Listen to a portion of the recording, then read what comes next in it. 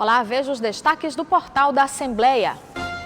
Terminam hoje as inscrições para o processo de escolha unificada dos conselheiros tutelares em São Luís. Deputada doutora Cleide Coutinho representa a Assembleia Legislativa na posse de novos secretários de Estado. No quadro Sala de Entrevista, o secretário Joubert Alves fala sobre as ações desenvolvidas pela pasta de Trabalho e Economia Solidária. Você vai ver ainda estudantes da rede estadual de ensino aproveitam as férias escolares para participar do projeto Partiu Enem. E mais, aprenda a fazer o pirão de parida, o prato típico que chama a atenção de quem visita o município de Caxias. É agora no portal da Assembleia.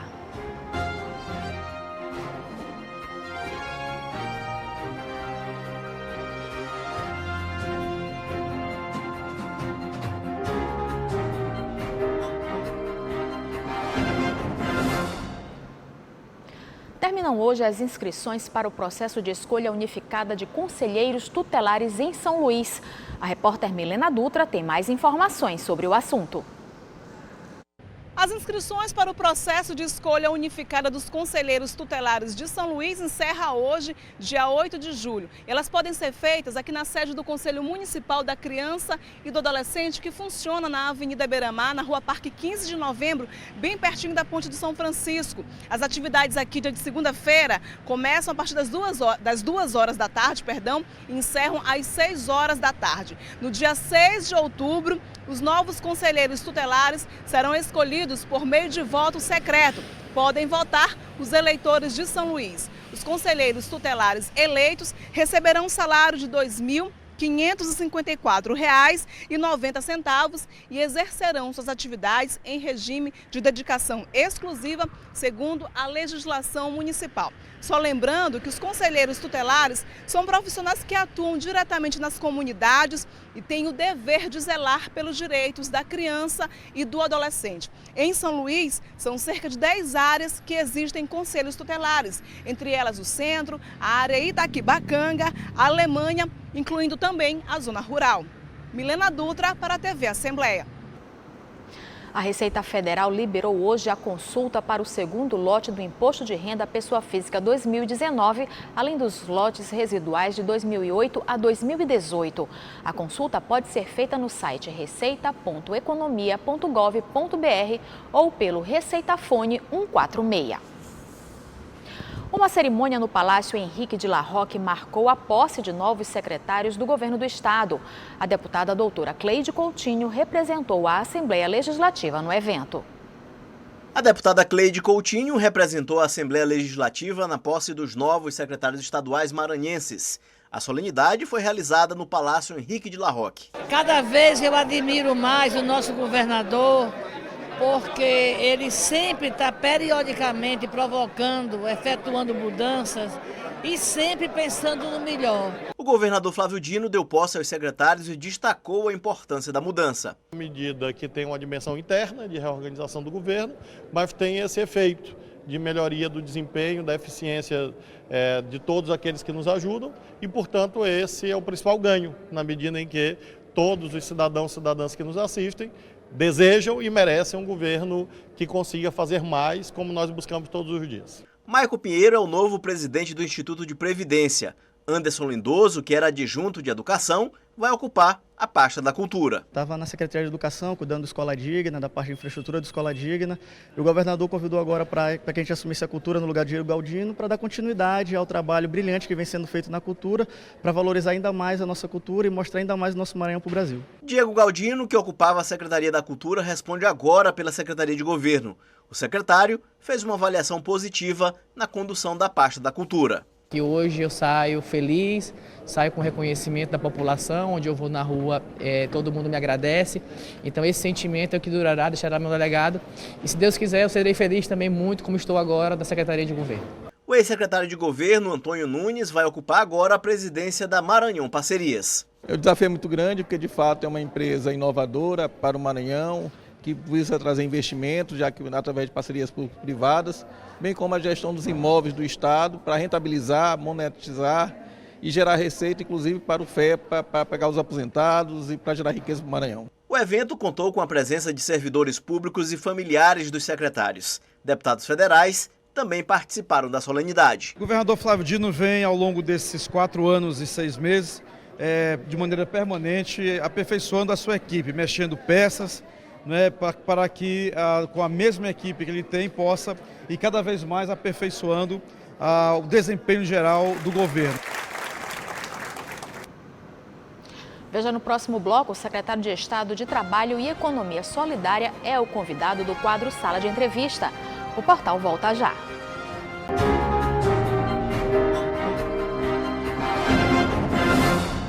No quadro Sala de Entrevista de hoje, o secretário de Estado de Trabalho e Economia Solidária, Joubert Alves, fala sobre a geração de emprego e também sobre o programa Rua Digna do governo do Estado.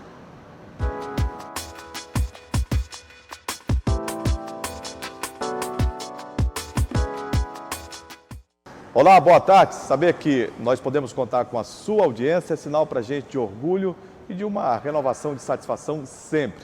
Gente, no quadro Sala de Entrevista de hoje, nós vamos falar sobre os resultados obtidos pelo São João do Maranhão em relação à geração de emprego e renda. Recebo aqui Joubert Alves, secretário de Trabalho e Economia Solidária do governo Flávio Dino. Secretário, antes de mais nada, dizer que é uma satisfação ter o senhor hoje aqui no quadro Sala de Entrevista.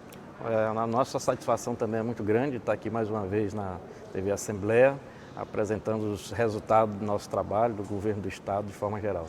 Eu queria que o senhor falasse um pouco desses números, porque vejo que o São João realmente foi um sucesso absoluto, não só de público, de diversidade cultural, mas o reflexo também é muito positivo em relação à geração de emprego e renda. Isso, com certeza. O governo do Maranhão sempre fala, o nosso governador Flávio Dino, que o Maranhão hoje está em alta e temos que aproveitar esse momento favorável ao nosso Estado. E o governo investiu não só diretamente na questão cultural, né, para trazer e atrair os investimentos e o turista nesse momento de São João, mas também em segurança, que foi fundamental para que mantenham o turista aqui. É fundamental investir nas políticas públicas de segurança para que, consequentemente, o turismo e o turista se sinta confortável e seguro no nosso estado. E isso refletiu no sucesso também do São João, né? Dos arraiais, do Maria Aragão. Lotados, né? Lotados. Todos os arraiais. A gente tem ainda... desembarcaram em São Luís nesse período, nessas últimas semanas, mais de 100 mil turistas só no aeroporto. Então isso refletiu consequentemente nos resultados. Foram mais de 800 empregos gerados em São Luís? Diretamente foram 800 empregos com barracas, com a questão de iluminação, segurança, montagem de palco, montagem de barracas. Isso gerou aí em torno de 800 empregos agora nesse período festivo. E o mutirão, o Rua Digna? Ano passado a gente viu dentro de um planejamento, secretário, que seria um investimento de 4 milhões. Isso. Esse investimento vai aumentar e essas obras, elas estão sendo feitas agora, né? Exatamente. O governo, a gente tem, ao contrário do que o governo federal, que não deu um caminho, não deu um direcionamento para as políticas de geração. Na verdade está sem rumo, né? Está sem rumo, literalmente sem rumo. Ainda não mostrou qual o caminho que deve se trilhar na questão da geração de emprego e renda. E nós do governo, através do governo Flávio Dino, temos essa sensibilidade de não só esperar, né? Como o governador fala, de não sentar na calçada e chorando o leite derramado. Nós temos que agir, né? E trabalhar fortemente nesse momento difícil, porque o povo quer resposta. Até porque se combate a crise com criatividades Exatamente. E oportunidades, né? É aquilo que a gente sempre fala, nesses momentos difíceis é que a gente vê quem são os bons gestores. E o governo Flávio Dino nunca pegou um governo federal favorável, bom, né? Então ele pegou o final do governo do PT, naquele momento conturbado de crise política, de impeachment e tal. Consequente, o governo Temer, de economia também, de economia muito desfavoráveis, e agora completando e fechando esse governo federal que não tem nenhuma postura de desenvolvimento político, econômico e social. Então, mas o governo do Estado, ele se sente seguro e tem a sensibilidade de que o povo espera por resposta e nós estamos dando as respostas, né? Então, na Secretaria de Trabalho, nós temos lá a Rua Digna, que é um programa desenvolvido particularmente pelo próprio governador, na questão da sensibilidade com a crise na geração de emprego na construção civil, ele se viu, viu através do Rua Digna uma forma de colocar no mercado de trabalho aquelas pessoas em que saíram da construção civil. Então isso, nós estamos reiniciando os trabalhos. Este mês nós estamos retomando 50 obras do Rua Digna, e isso envolve 4 milhões de reais já. Em que município? Na ilha? Na Grande Ilha, esses Ilha. são agora na Grande Ilha aqui, São Luís, Ribamar, Passo Lumiar, Raposa. Na região metropolitana. Exatamente, na região metropolitana. Então estaremos agora, a partir da semana que vem, retomando essas obras e abrindo um novo edital. O governo, até o final de julho, agora nós deveremos estar abrindo um novo edital para novas obras, e que o investimento inicial seria, em média, em torno de 6 milhões de reais. Então só para este ano, supera o planejamento orçamentário passado. Né? Exatamente. Então, a ideia, mesmo no período de crise, em que todos os estados aí fora, Rio de Janeiro, grandes potências, Goiás, Rio Grande do Sul, está passando por momentos muito difíceis, o Maranhão também passa. Isso se a gente não levar em consideração o Rio de Janeiro, Exatamente. Né? Mas a gente tem, de certa forma, um governo preocupado, criativo, sensível, e nós estamos fortemente trabalhando e ampliando ainda alguns investimentos para este ano. Secretário, os olhos estão muito voltados, né, não só dos maranhenses, mas dos brasileiros, para Alcântara. E vejo que a Secretaria também tem um foco de atuações, não só em Alcântara, mas municípios que ficam adjacentes, também na atividade de trabalho e economia solidária? Sim, a gente tem um trabalho, nós temos hoje, a gente acompanha em média 110 empreendimentos dentro da economia solidária, que é desde artesãos, comunidades quilombolas dentro das suas tradições, trabalhamos com questões de licores, isso tudo em torno de um programa que a gente tem chamado também, que é o Mais Qualificação, que é um programa que este ano nós vamos investir em torno de 8 milhões de reais, e que iremos gerar 10 mil postos de capacitação para os trabalhadores, pulverizado na maioria dos nossos municípios. E isso aí é também um compromisso do governo de qualificar a nossa mão de obra e preparar essa mão de obra para os empreendimentos que possam vir, e também na geração de renda e emprego dentro da economia solidária. Como é que o senhor vê essa questão de empregos formais? O CAGED tem divulgado, né, o cadastro geral em relação a empregos formais, empregos não formais e os desalentados, aqueles que até já perderam a esperança. O Brasil vive uma situação de mais de 13 milhões de desempregados. E isso tem impactado muito, não é, a sociedade brasileira, porque este desempregado ou desalentado, ele geralmente fica em casa e acaba, infelizmente, tendo algumas patologias, como uma depressão, por exemplo. Exatamente. A gente tem pensado muito nisso. Através do Cine, nós nos deparamos com essa realidade cotidianamente. O CAGED, a gente tem um acompanhamento quinzenal e vê a movimentação desse emprego formal, de carteira assinada. E a gente no Maranhão, por incrível que pareça, a gente é o segundo no Nordeste que mais gerou emprego, que mais encaminhou, e o quinto do Brasil. Então, ainda não é o ideal, mas a gente se manteve dentro de uma expectativa boa ainda, devido a toda essa crise que a gente está vivendo. E dentro dessa questão do Cine, também a gente tem um banco de dados muito grande, e todo dia ele aumentando. Hoje nós temos mais de 80 mil cadastros dentro do Cine. E dentro dessa perspectiva que você falou, da questão dos desalentados, a gente está mudando um pouco a estrutura do Cine nesse sentido. Por quê? Que eu vou explicar. A gente está criando o CPA, que é o Centro de Profissional Autônomo. Um exemplo, o cidadão ele se prepara pela manhã, a esposa, às vezes, a mãe, diz: meu amigo, vá atrás do emprego, vá lá no Cine, e ele bota a melhor roupa, buscar uma oportunidade. Bota a melhor, ele já está desanimado e tal, mas aí ele põe a melhor roupa, penteia o cabelo, passa o perfume e vai lá no Cine. Chega lá, aquela frieza, né, de quem muitas vezes está atendendo, e diz: não tem vaga. E ele volta para casa mais desmotivado, né? Como é que eu vou chegar em casa agora com minha esposa e e dizer que não conseguiu, o cara acha que ainda fica, tem casos dele ficar o dia todo não sabe nem o que dizer, né? Rodando na rua, pensando em um monte de besteira, muitas vezes. O que nós fizemos, né, que vamos lançar agora, é o CPA, que é o Centro de Profissional Autônomo. O que é isso? Ele é um profissional, às vezes, né, tem uma capacitação, é eletricista, bombeiro hidráulico, cozinheiro, garçom, seja lá o que for, pedreiro, e vai ter o centro que vamos catalogá-lo e dizer, você é um profissional? Vá aqui no Centro Profissional Autônomo, você vai deixar seu cadastro, certidões negativas, todo o currículo dele, a qualificação. Se não tiver, a gente encaminhá-lo para uma qualificação nossa. Mas o que é melhor?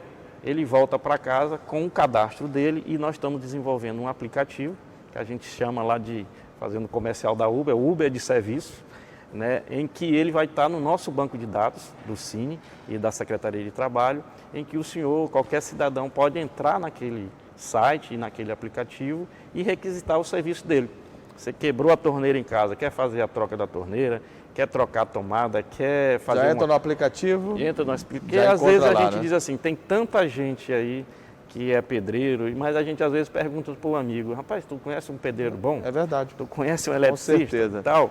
E lá a gente vai ter, com toda a referência nossa, do governo do estado, das setas e do Cine, o perfil desse profissional, e ele volta para casa com aquela esperança. Com certeza com nova perspectiva, com uma perspectiva de algum momento aquele telefone tocar, o aplicativo chamar, para ele prestar algum serviço, uma diária, 2 diárias. Então, foi uma ideia que nós estamos criando nesse momento de crise, para que as pessoas também não voltem tão desesperançosas. E isso gera renda, gera oportunidade e movimenta, de certa forma, a vida pessoal desse cidadão. E melhora até a autoestima. Com Eu certeza. conversei aqui no quadro Sala de Entrevista do portal da TV Assembleia com o secretário de Trabalho e Economia Solidária do Governo do Estado, o Jobert Alves. Secretário, muito obrigado por ter vindo aqui, obrigado pelas explicações, por falar das atividades envolvidas pela Secretaria e que a população tenha mais emprego, renda e uma vida cada vez mais promissora.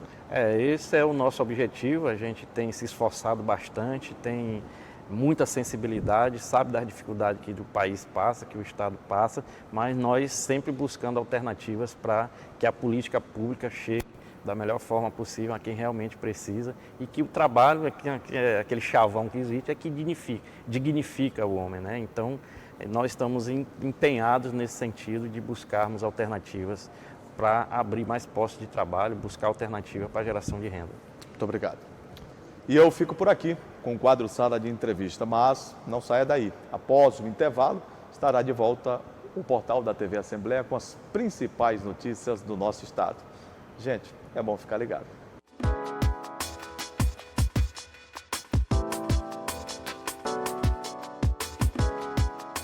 Os estudantes selecionados na segunda chamada do programa Universidade para Todos, o ProUni, têm até hoje para comprovar as informações fornecidas na hora da inscrição. O aluno deve verificar na instituição de ensino para o qual foi selecionado o horário e o local de comparecimento para a confirmação das informações. No site prouni.mec.gov.br é possível consultar a lista da documentação necessária. Quem não foi selecionado pode participar ainda da lista de espera nos dias 15 e 16 de julho. Para a maioria dos estudantes, o mês de julho significa férias escolares, mas não para os alunos do 3º ano da rede pública estadual. Nesse período, eles aproveitam para revisar e atualizar os conteúdos do Exame Nacional do Ensino Médio, participando do projeto Partiu Enem. A ideia é dar oportunidade aos estudantes da rede pública de ensino durante as férias, com aulas inteiramente gratuitas. A intérprete de Libras garante o benefício aos alunos que possuem algum tipo de dificuldade auditiva. A Escola Modelo é uma das unidades de ensino que fazem parte do projeto Partiu Enem, promovido pelo Governo do Estado através da Secretaria Estadual de Educação, que tem esse ano o tema Terceirão Não Tira Férias. Hoje nós estamos na segunda edição do Terceirão Não Tira Férias, né, e agora nos 217 municípios. Então nós temos hoje 273 escolas atendendo a esse público, que que são escolas polo, que a gente, né, que chamamos assim. 273 professores, coordenadores, né? Então tem uma equipe toda montada para acolher e para estimulá-los. Com foco no conteúdo do Exame Nacional do Ensino Médio, os olhares ficam atentos para cada detalhe.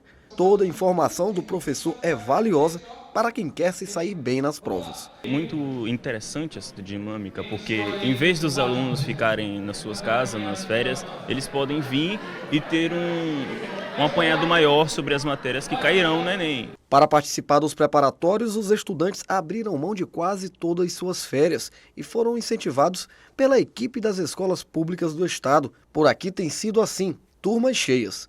Todo o tempo nosso auditório está lotado, já atingimos 98 alunos na sexta-feira e diariamente vai acontecendo uma crescente nesse número de alunos.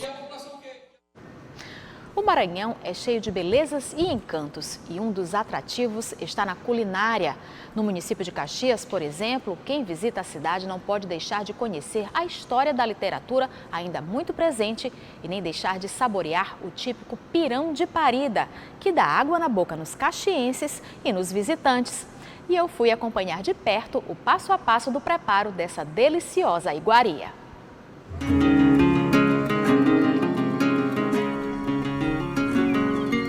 Quem visita a cidade de Caxias, localizada a cerca de 360 quilômetros de São Luís, já sabe, precisa incluir em seu roteiro de visitas o Balneário Veneza. Tombado pelo IPHAN desde 1992, o lugar é calmo e aprazível, bastante arborizado e com um lago central, onde os visitantes aproveitam os dias de folga para a diversão. Mas por aqui não é só o ambiente que chama a atenção. Além das bebidas coloridas, a culinária também é um atrativo, principalmente o pirão de parida. Eu estou aqui com o seu Antonioni Santos, mais conhecido como Torneirinho. Ele é o administrador daqui do Balneário Veneza, que é um dos pontos mais visitados da cidade. Seu Torneirinho, mas as pessoas vêm aqui por causa do pirão de parida, né? Sim, o pirão de parida é o prato mais tradicional que nós temos na região, do leste do Maranhão. E podemos dizer que é o carro-chefe de todos os turistas visitarem hoje o Balneário Veneza, para degustar de fato o pirão de parida. Agora é um prato tão conhecido, as pessoas vêm para cá por causa desse prato, que ele já virou patrimônio, não é isso? Exatamente, o pirão de parida hoje ele é tombado em material, né? A Veneza ela é tombada e o pirão também é tombado, quer dizer, é uma coisa exclusiva nossa de Caxias. O que isso representa para a cidade? Isso representa turisticamente falando e economicamente falando, algo fantástico, porque possamos dizer assim, que é nosso, é uma coisa da terra, do lugar, que consegue atrair turistas de muitos lugares, né? Nós temos turistas que vêm de São Paulo, Rio de Janeiro, exatamente para poder provar, degustar esse famoso pirão. Todos os 21 quiosques do balneário servem o pirão de parida como prato principal. A tradição remota ao costume da época dos escravos, que serviam o engrossado com farinha às mulheres que tinham acabado de ter o bebê. Depois de séculos, esse costume se transformou em patrimônio da região. Bom, eu invadi aqui a cozinha de Dona Cleonides Ribeiro, ela que toma conta aqui dessa parte. Dona Cleonides, qual é o segredo dessa galinha de pirão de parida? O segredo do pirão de parida não tem segredo. A gente pega, faz o pirão, corta a galinha bem cortadinha, a limpa com água quente. Depois começa os processos direitinho, cortar os temperos para botar a galinha para cozinhar. Quando a galinha estiver cozida, você começa tudo de novo, cortar os temperos, tomate, cebola, pimentão. E coloca o cominho. E coloca a água para ferver na galinha. Quando estiver cozida, despejado no caldo, na farinha. Mas o pirão de parida daqui de Caxias, ele é diferente do pirão de parida do resto do estado. Tem um segredinho aí, pode contar ou é segredo de família? É segredo de família. Mas que prende todo mundo pelo estômago, né? Também, né? Depende também do tempero também. A pessoa tem que fazer com bastante amor também, né? Tem esse segredo também. A pessoa tem que se habituar a cozinhar bem para poder o cliente comer e voltar novamente. Agora a senhora já cozinha há mais de 20 anos. Aprendeu também na família? Na família, com a minha tia. É a matriarca da família. Então quem vier aqui no Balneário Veneza e provar da sua galinha, do seu pirão de parida, com certeza volta. Volto sim, com certeza. Então se ligue no passo a passo do pirão de parida. Primeiro é escolher o frango, que aqui é criado no quintal de um jeito bem caseiro. Depois, juntar sal, corante, tempero, cebola, tomate, pimentão. Misture todos os ingredientes com o frango na panela de pressão e leve ao fogo. O próximo passo é o preparo do famoso pirão. Aqui os ingredientes são misturados a um tipo de farinha seca feito especialmente para o prato. Essa farinha ela é bem especial, é uma farinha bem consistente. A gente já compra ela já no ponto de fazer o pirão de parida. Ela é específica para pirão de parida? Isso, ela já é específica para o pirão de parida. Bom, e depois de 1 hora de espera, que é o tempo de preparo da galinha com pirão de parida, chegou a hora de eu experimentar para ver se essa tradicional comida daqui de Caxias vale toda essa propaganda. Com licença que chegou a minha vez.